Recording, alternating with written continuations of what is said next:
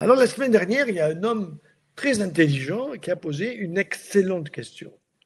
Et il a dit, et Jean, je vais te passer la parole pour ça, parce qu'on en a parlé un petit peu dans l'après-midi ou hier, je ne sais plus, pour que tu puisses regarder de près. Moi, je n'avais pas trop le temps.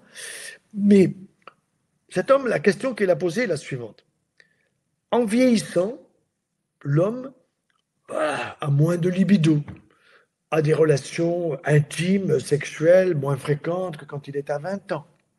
Donc ça veut dire qu'en vieillissant, l'homme qui posait la question, il dit, bah, nous avons une sécrétion de testostérone qui est beaucoup plus faible.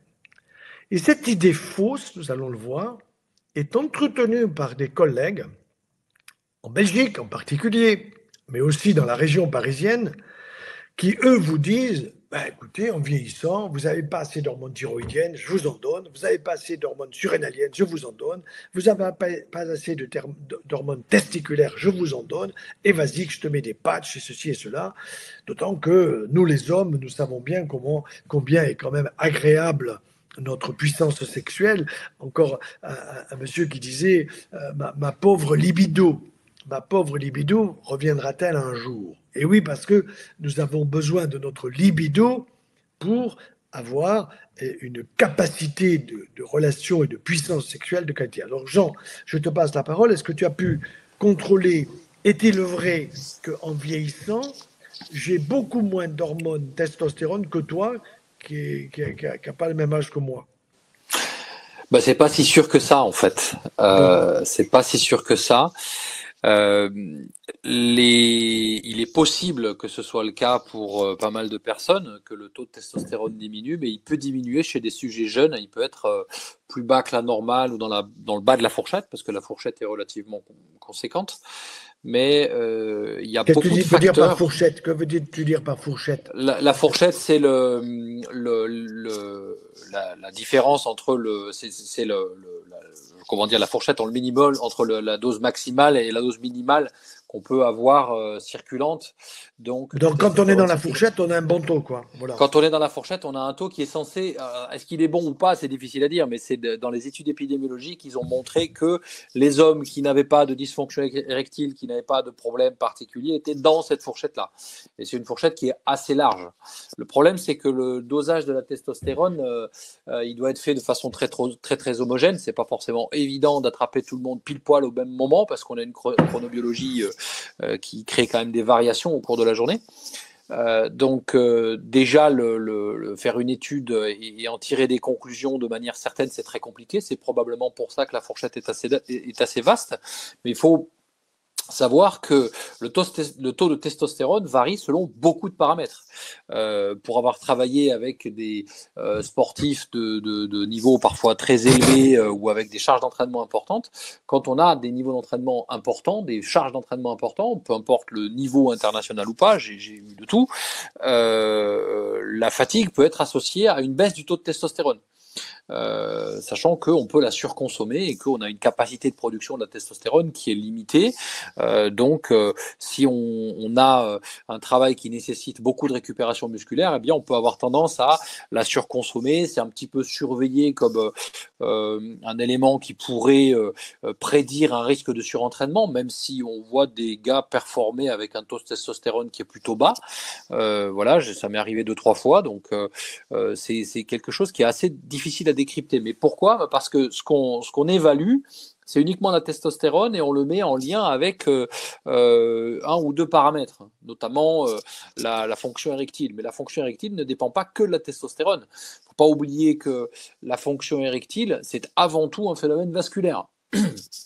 C'est un phénomène vasculaire et pour citer l'un des principaux enseignants du diplôme universitaire de micronutrition que je suivais il y a un peu plus d'une dizaine d'années, la fonction érectile, une bonne fonction érectile, c'est un signe de bonne santé cardiovasculaire. Et combien de personnes, passées 50, 60 ans, vont avoir des problèmes de dysfonction érectile, je précise, associés à une santé qui fondamentalement n'est pas bonne d'un point de vue cardiovasculaire. Ça ne veut pas dire que vous avez fait un infarctus ou que vous avez un risque d'infarctus élevé, etc., ou que vous avez le cholestérol élevé, parce que ce n'est pas le cholestérol tout seul qui vous fait de l'athérosclérose, mais ça veut dire que vos fonctions circulatoires ne sont pas performantes. Ça veut dire quoi? Ça veut dire que votre capacité à gérer une vasorelaxation, c'est-à-dire augmenter le diamètre des vaisseaux, ou une vasoconstriction, c'est-à-dire rétrécir le diamètre des vaisseaux, donc votre tonus, votre capacité à gérer votre tonus vasculaire est dégradée. Mais ça peut être le cas indépendamment du taux de testostérone. Si vous êtes fumeur, ancien, récent, ou que vous avez arrêté récemment, etc., ça peut impacter négativement. Si vous avez un cœur qui est peu sollicité parce que vous êtes sédentaire, vos fonctions érectiles seront impactées d'une façon ou d'une autre. Ensuite, ça va être le cas aussi si vous picolez un peu trop, si vous êtes en surpoids, en obésité. Alors l'obésité, c'est un vaste sujet, très très vaste sujet, mais ça peut suffire à vous mettre dans un état de malfonction ou dysfonction érectile, donc sans rapport avec la testostérone. Ensuite, le taux de testostérone diminue pas forcément avec l'âge parce qu'on a plein de cas de personnes qui se sont mariées ou remariées sur le tard et qui ont eu des enfants à 80 ans passés. C'est arrivé à Al Pacino il n'y a pas longtemps. Bon, c'est probablement pas le pire exemple au niveau de la santé, ni le meilleur, cet immense acteur. Mais à 80 ans ou 84 ans, je crois qu'il a été de nouveau père, je ne sais pas de quand ça date. Tu parles de qui là? Al Pacino. Ah, d'accord. Donc, L'acteur. oui, l'acteur Al Pacino. Comme Charlie Chaplin. Oui, c'est Charlot. ça. Donc, il y a plein d'exemples. Et pour avoir la capacité à concevoir, il faut avoir de la testostérone parce que sans testostérone, il n'y a pas de gamétogénèse, il n'y a pas de spermatogénèse. Donc, le taux de testostérone ne diminue pas forcément avec l'âge. Après, même s'il diminuait, le fait est qu'il ne faut pas qu'il y ait, enfin, comment dire, pour développer un cancer de la prostate, c'est pas nécessairement le fait d'avoir un niveau plus élevé que la normale à un moment donné, c'est le fait d'avoir eu une imprégnation à cette testostérone au niveau de la prostate qui a été maintenue à un niveau élevé sur une longue période. Or, le fait est que c'est un petit peu le discours qu'on faisait en parlant du cancer du sein concernant les estrogènes. La testostérone, comme toutes les hormones, elle a une durée de vie particulière, elle a un message à délivrer et ensuite elle doit être dégradée.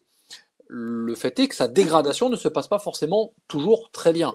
Le fait est que on ne l'élimine pas forcément toujours de façon suffisamment efficace. Pourquoi?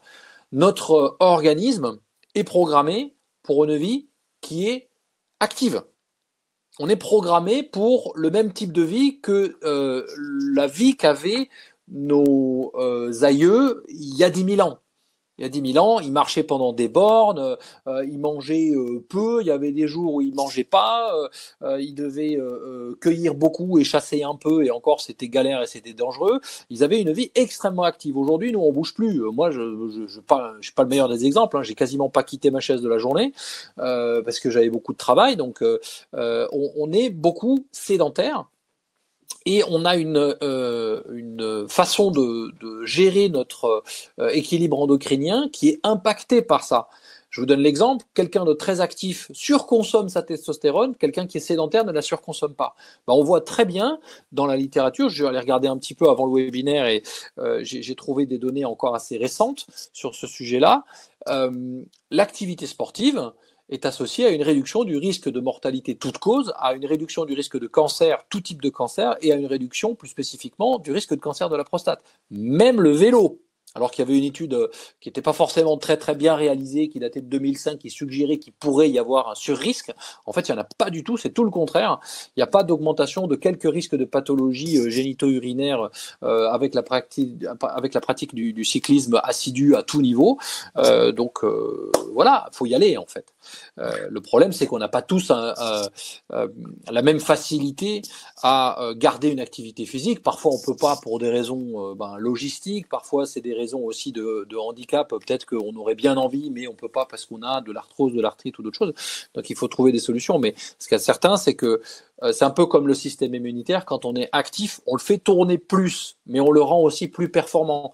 C'est exactement la même chose pour la circulation. Quand votre cœur est habitué à avoir du travail qui le fatigue, qui le fait bosser un peu, eh ben, vous lui donnez une marge de manœuvre supplémentaire dans toutes les fonctions vasculaires. C'est-à-dire que vous luttez contre l'hypertension, vous luttez contre le risque d'infarctus, parce que votre cœur est capable de battre plus vite, plus fort, plus facilement. Et vos vaisseaux, quand vous faites de l'activité physique, ils vont se contracter, ils vont réduire l'apport sanguin vers le système digestif et augmenter l'apport sanguin vers la périphérie. Donc vous avez une capacité de vasoconstriction, vasorelaxation qui est bien meilleure. Et ça, on peut travailler aussi sur l'alimentation. Donc, les liens qu'on fait avec le taux de testostérone, c'est des liens qui sont beaucoup plus ténus que ce qu'on pense en fait. Et de fait, clairement, le taux de testostérone ne diminue pas forcément avec l'âge. Après, s'il y a de la dénutrition, s'il y a des carences, etc., oui, il va diminuer, mais c'est pas l'âge. Alors,